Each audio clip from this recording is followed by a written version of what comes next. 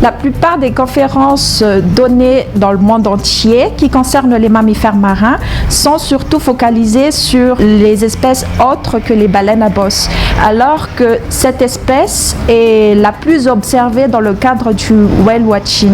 C'est pour ça que nous avons initié le Humpback Whale World Congress, qui est la première édition du congrès mondial qui sera dédié uniquement aux baleines à bosse. Le Humpback Whales World Congress se situe à Madagascar, sur l'île de Sainte-Marie, une île qui reçoit également une migration importante de baleines à bosse chaque année. Et nous avons voulu faire ce congrès au plein cœur de cette migration. Il existe souvent des congrès qui sont dans des grandes villes, impersonnels.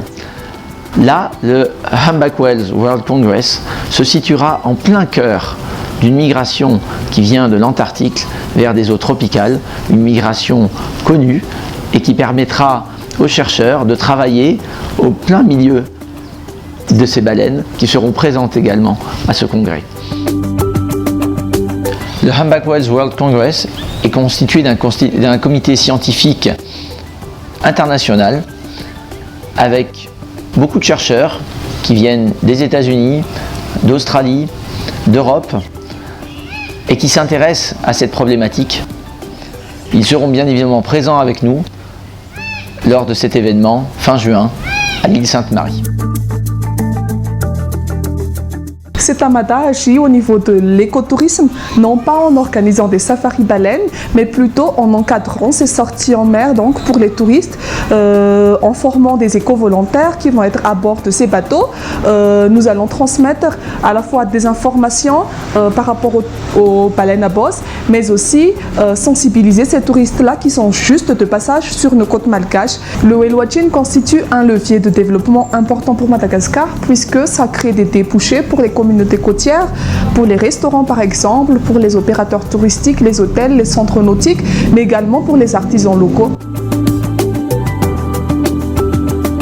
Chez la baleine à bosse, la vocalisation est utilisée pour toutes sortes d'activités, que ce soit pour défendre son territoire ou encore attirer les partenaires et dans toutes les interactions sociales. La vocalisation est aussi utilisée par l'animal afin de s'orienter, c'est-à-dire de naviguer ou encore de repérer ou localiser les objets. En bref, la baleine l'utilise comme une sorte de sonar. Cet événement sera une occasion pour tout chercheur scientifiques sur les baleines à bosse et étudiants aussi de se réunir autour du thème études sur cette espèce.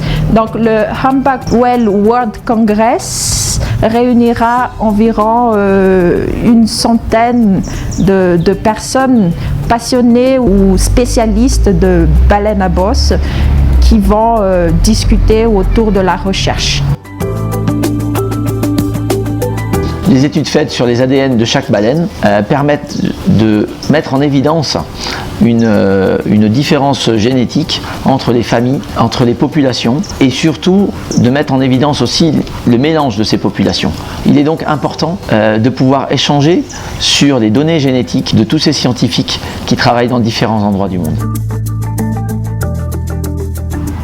Eh bien, ce congrès-là est une occasion où tous les chercheurs et les étudiants sont invités à présenter leurs études par des posters ou par des présentations orales. Pour les étudiants comme moi, eh bien, c'est aussi une opportunité d'échange et de rencontre. D'échange parce qu'on transmet ce qu'on fait, mais aussi on apprend ce qu'on fait ailleurs. Et de rencontre parce que des fois, lorsqu'on lit des livres, on voit justement l'auteur, mais on peut rencontrer cette personne lors de ce congrès. Et surtout, cela permet de voir de nouvelles perspectives et de créer des liens professionnels. On a trouvé des partenaires qui veulent bien nous soutenir dans la réalisation de ce projet, autant partenaires privés, organismes internationaux ou nationaux, qui veulent bien soutenir cette action qui est quand même la première édition du Congrès mondial sur les baleines à bosse.